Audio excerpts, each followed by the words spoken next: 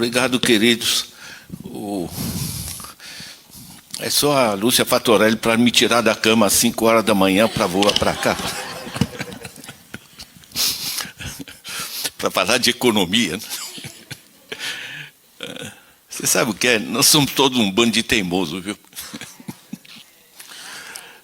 E graças a Deus, né? Quer dizer, a gente não aceita, a gente quer uma sociedade decente, né? O negócio às vezes polariza, é tão fácil, né? Polarizar a esquerda, a direita, e é tão fácil fazer política gerando ódio, né? Porque funciona. Você mexe com as tripas das pessoas e funciona, né? O ódio funciona. Propor racionalidade, compreensão, é muito mais complexo, né? Veja a batalha da Maria Lúcia há tantos anos, né?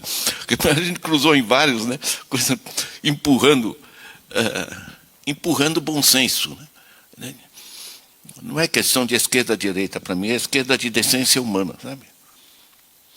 Eu trabalhei em países muito pobres, né? Trabalhei 7 anos na África, olha, eu vi gente morrer de cólera ao meu lado, assim, de maneira absolutamente trágica, né? Então a gente não sabe tratar água. A cólera é contaminação, gente, certo? É tão simples e não se faz, caramba, certo?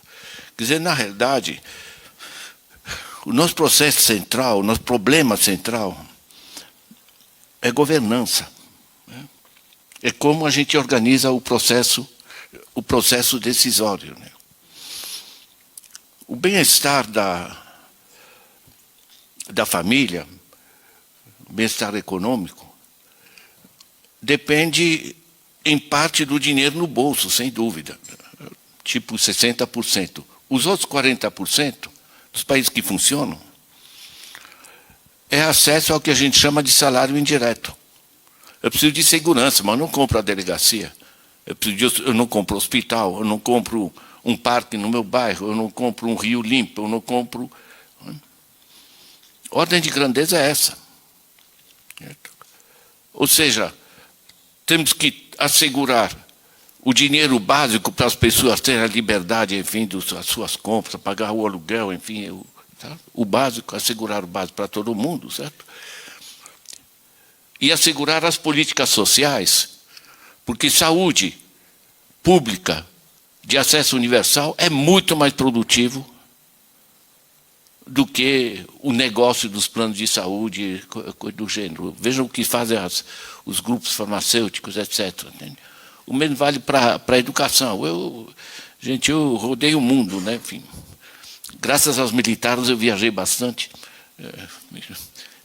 Recebi propostas irrecusáveis, digamos assim, que me levaram a trabalhar pela ONU em diversos países, né? E é muito interessante, porque você termina olhando como funciona a China, como funciona a Finlândia, como funciona o Canadá, como funciona... É interessante isso, né? E é legal isso. Em vez de pensar os grandes discursos ideológicos, o que funciona como? Organizado como? Pega a educação na Finlândia. Pública, gratuita, universal. Prioridade central, tá? Os professores ganham no mesmo nível que engenheiro e advogado. Pela centralidade da educação, ainda mais com os novos processos tecnológicos, né? Pegam como funcionam as finanças na China. A taxa de juros geral na China, que a gente paga no Brasil, enfim, essa monstruosidade quando a gente pega um empréstimo, né, sem falar do cartão, etc., na China é 4,6% ao ano. Põe 2% de inflação, é 2,6% de inflação real. Você pode pegar um empréstimo, abrir uma pequena empresa, e você tem bancos locais em todos os municípios, ou seja, o dinheiro é captado para funcionar em função das necessidades das pessoas. Você pega como funciona a saúde no Canadá, compara com os Estados Unidos. Entende? O Canadá é público, gratuito, universal. O custo é cerca de $5.000 por pessoa por ano. E o Canadá está entre os primeiros em nível de saúde da população. Você atravessa a fronteira para os Estados Unidos, é $11.000 por pessoa por ano. Os Estados Unidos estão entre os últimos. É interessante essa visão pragmática, né, da gente olhar como as coisas. O primeiro ponto de equilibrar o acesso aos recursos e acesso às políticas públicas, né, ao salário indireto, é fundamental. Isso é resgatar o papel do Estado. Por isso que eu coloco no centro a governança. Né? Deixa eu dizer que o Brasil não é um país pobre. Eu pego o PIB, o que a gente produz anualmente de bens e serviços, 11 trilhões de reais. Divide pela população, 205 milhões, arredondando. Isso dá 16 mil reais por mês por família de 4 pessoas. O que a gente produz hoje de bens e serviços no Brasil dá 16 mil reais por mês por família de 4 pessoas. Aí tem economistas que vão dizer, não, mas a gente tem que trabalhar com renda nacional líquida em vez de produto interno bruto, enfim, todos. Gente, frescura, tá? Porque, na realidade, eu volto a dizer, eu trabalhei em países muito pobres, africanos, onde não tem os recursos. O Brasil tem os recursos. Certo? Nosso problema não é econômico. Nosso problema é de organização política e social. Eu acho que o que você estava discutindo, né, dessa força da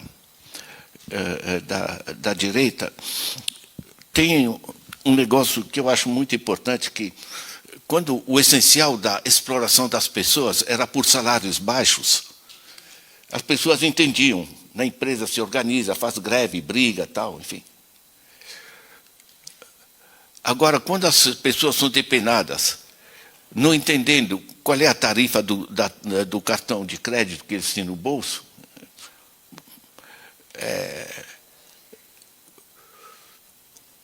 eu vejo há quanto tempo, né, a Lúcia explicando o problema da dívida, então, como o dreno que isso representa à sociedade. Você repete e repete. Sabe o que é?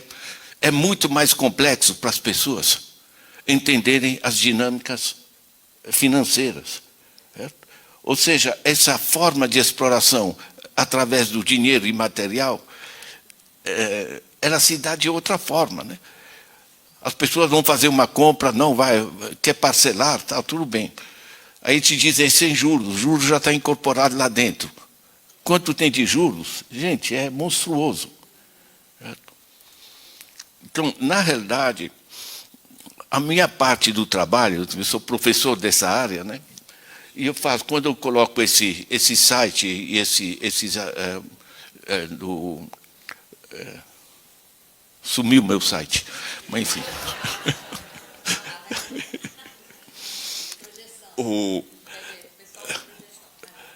Aqui vocês têm esse livrinho, tá? Resgatar a função social da economia. Uma questão de dignidade humana. Se trata disso, se trata disso.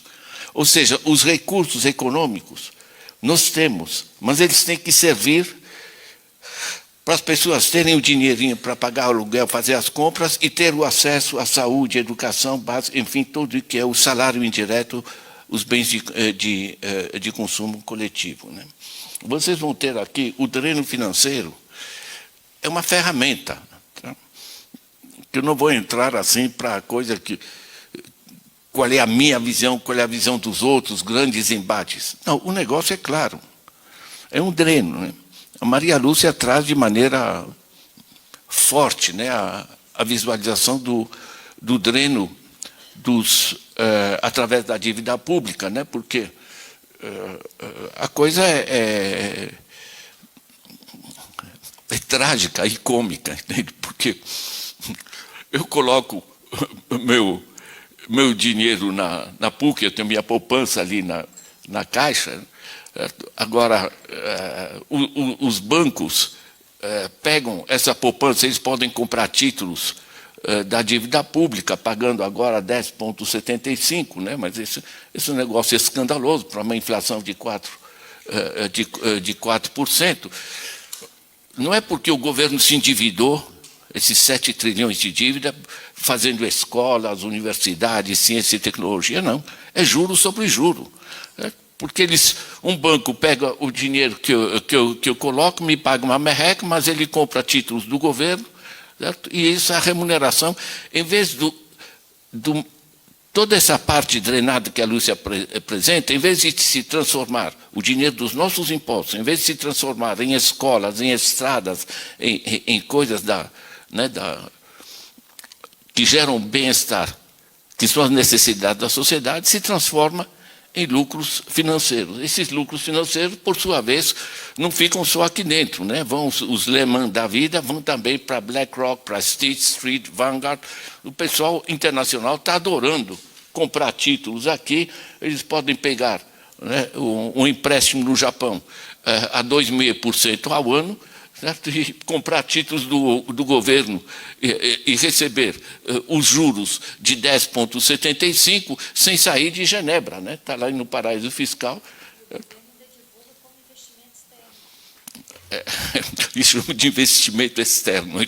É um dreno. Certo? Esse artigo aqui ajuda muito a vocês a entender. Nós precisamos de muito mais gente que entenda os mecanismos. Né? Eu vou dizer, antigamente o dreno era mais explícito. Né?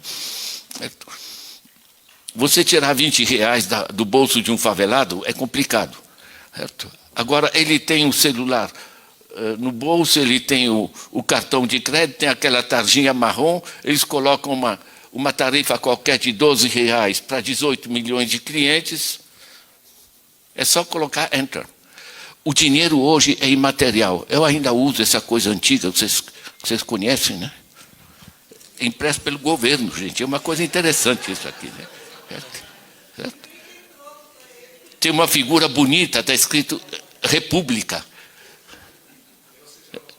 Ela está com cara triste para ver. Hoje, dinheiro impresso no mundo representa apenas 3, 4% da chamada liquidez. 95% são apenas sinais magnéticos. Sinais magnéticos hoje chama High Frequency Trading, né? Negociação de alta frequência, que permite a esses grupos gigantes financeiros drenar essa coisa, porque isso gera, através da internet, são sinais magnéticos no planeta. O curioso é o seguinte, eu passo pelo aeroporto em voo internacional, me verificam na mala se eu não estou trazendo dólar, levando coisa. Isso aqui é século passado, entende? Porque os grandes fluxos de dólar são feitos pelo BTG Pactual e outros, né? Certo? Em volumes absolutamente escandalosos. Né? Deixa eu sugerir a vocês, porque a gente em 20 minutos não resolve os problemas da economia, mas isso aqui é ferramenta, tá? Todos os meus livros estão online, gratuitos. Tá? Vocês entrando no meu site, dobor.org, ou escrevem Ladislau, vocês vão estar lá. Esse é o site, vocês têm o dobor.org em cima. Certo? Esse artigo ajuda. Tem esse livro aqui, O Pão Nosso de Cada Dia, Opções Econômicas para Sair da Crise, ajuda, porque nós precisamos, para mim é fundamental, sabe, a gente ampliar a massa de gente que entende como está se dando esse dreno. Né? Deixa eu só puxar, porque eu trabalho para além do problema da dívida pública, o que eu chamo o fluxo financeiro integrado. Isso é muito estudado hoje, porque a gente está mudando a visão. O salário baixo continua, quer dizer, explorar através do salário. Mas, em cima disso, se colocou um sistema muito mais amplo financeiro, justamente com esse dinheiro imaterial que permite drenar os recursos das pessoas. Né? Não sei quem está endividado aqui, mas nós temos... Não riam todos de uma vez, por favor. Mas isso aqui, gente, é escandaloso, tá? Eu volto a dizer, na China, tá o empréstimo que você faz no banco, 4,6%, tira 2 pontos da inflação, uma inflação, um juro real de 2,6%. Na França, para as famílias, entre 4% e 4,5% ao ano. Certo? Ninguém no resto do mundo apresenta juro ao mês, porque é uma treta, porque os juros no Brasil ficam parecidos com os juros internacionais, só que no internacional é ao ano, e não é ao mês. Né? Deixa eu dar algumas cifras básicas para vocês. Tá? Nós temos o dreno através do sistema público.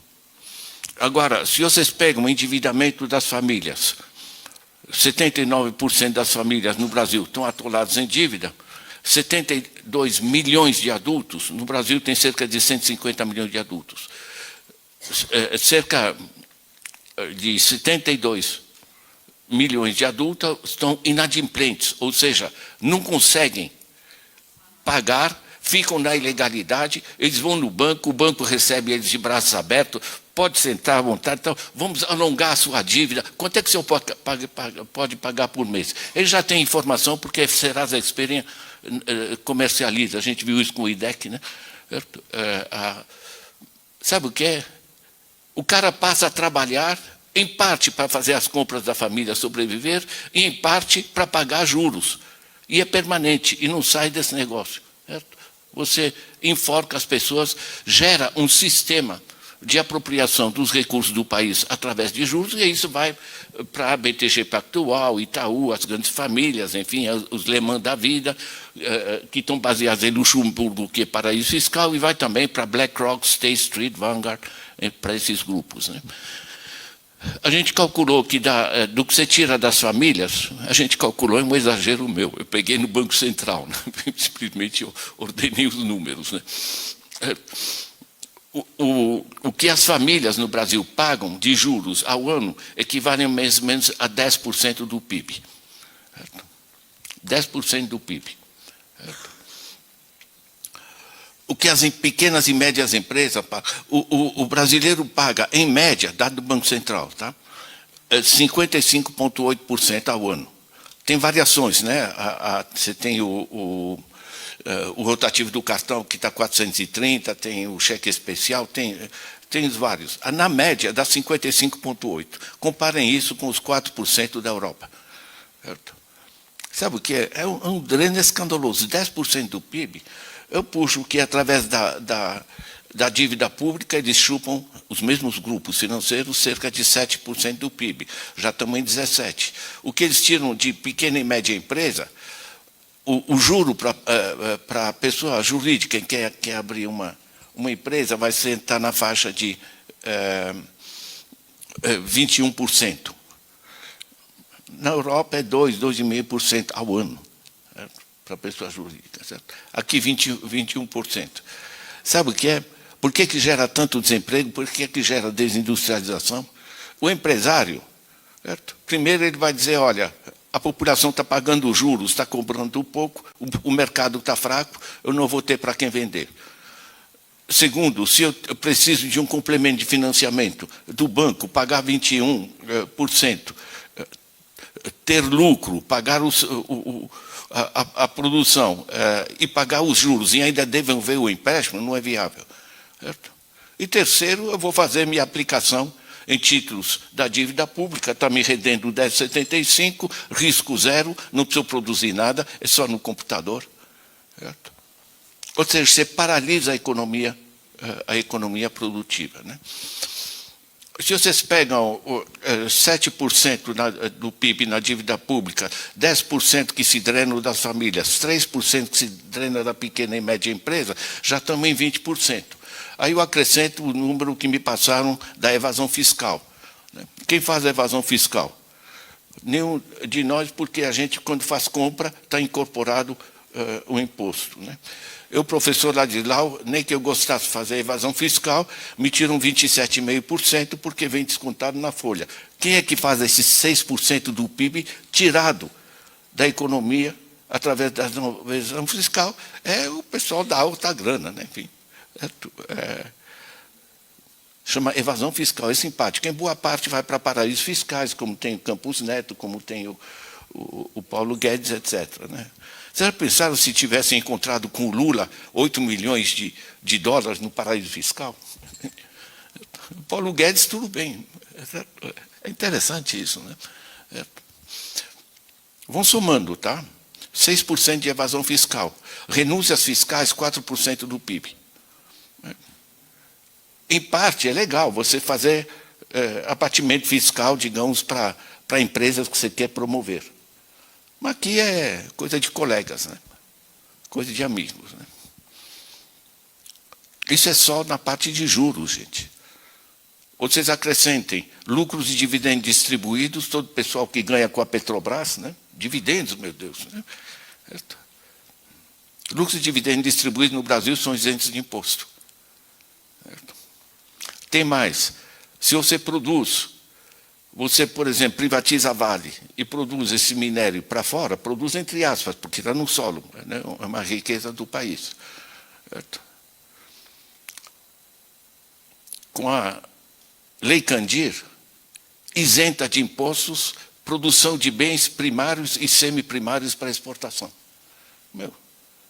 Então, é muito mais lucrativo você produzir soja, né, para exportar do que você produzir arroz para ter a população alimentada.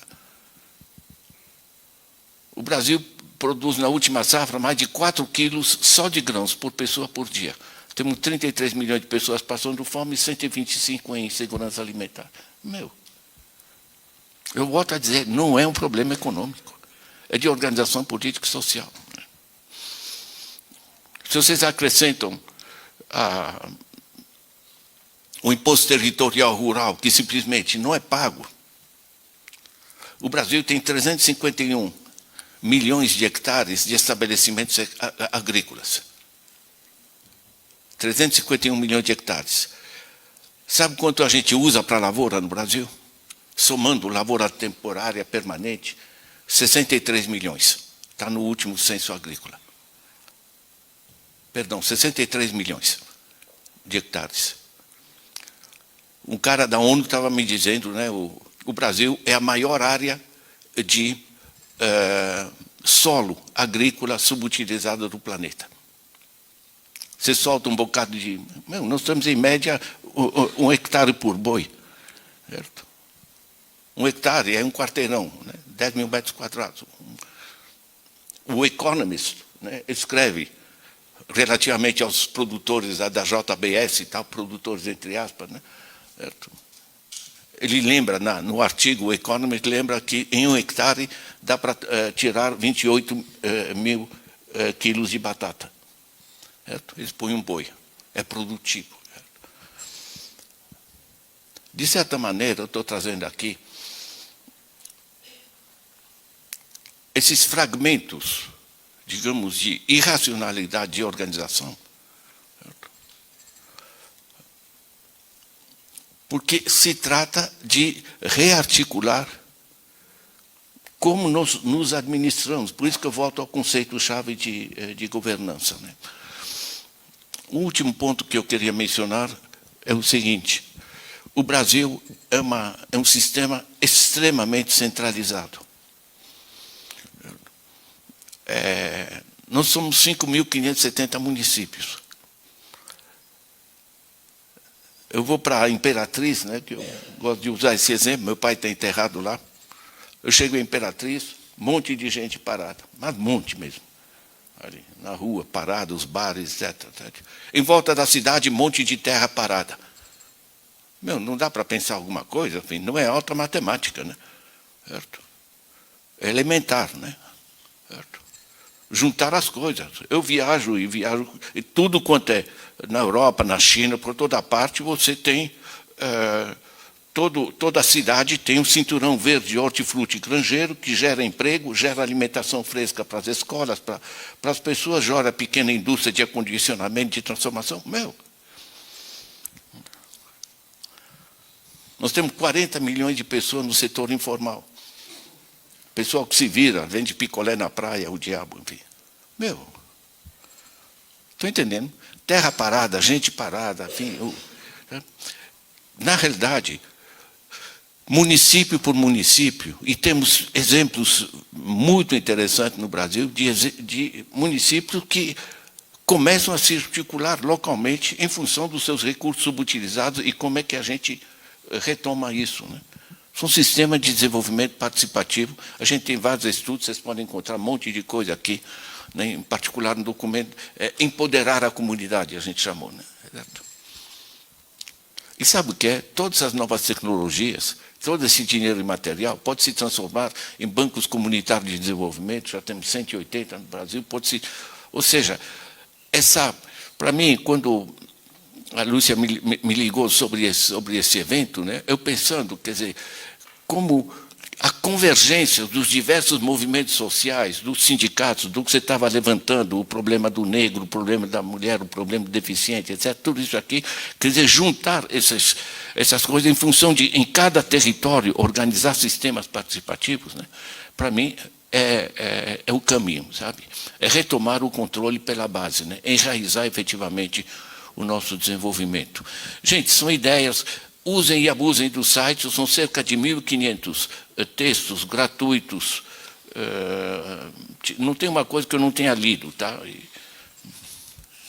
E não tem aquela propaganda, tal. Essa é a gentil oferta das casas, que tem total dedicação a você, etc, etc. É bom senso, gente. E a gente tem que generalizar a compreensão da economia, porque venderam à população essa ideia que economia tal. Não, economia é os nossos direitos, gente, e a gente tem que batalhar por isso, né? Obrigado, gente.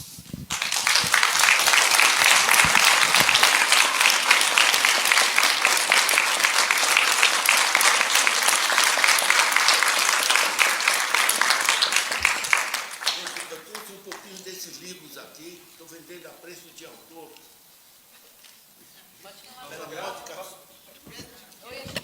Pela módica soma de R$30, eu falei que não ia ter comercial, olha, já estou fazendo meu. Mas ele está de graça online, tá? Você sabe por que é tão importante? Porque uma professora de colegial não vai dizer aos alunos, comprem o livro do Ladislau, mas pode dizer aos alunos, olha, na próxima aula a gente vai discutir o capítulo 2 do Ladislau, está de graça online, até no celular o moleque lê as 8 páginas. Estão entendendo? É uma forma, volto a dizer, de a gente popularizar a compreensão dessas dinâmicas, né? Então, quem tiver interessado, depois ali a gente faz um espaço de negócios aqui.